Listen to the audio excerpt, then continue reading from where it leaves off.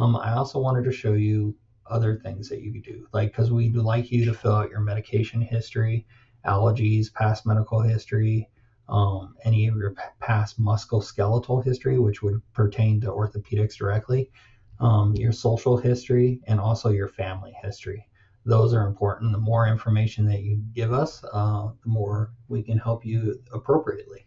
So, for the contact information, if you needed to update anything, it's going to pull in what we have. A lot of this information we should have already obtained over the phone call.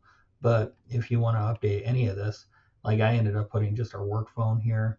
Um, if you wanted to put another phone number in there, um, I'll just go ahead and put the same number again. And you can put what your preferred phone or preferred contact point is. So I'm just going to put in the work phone for there.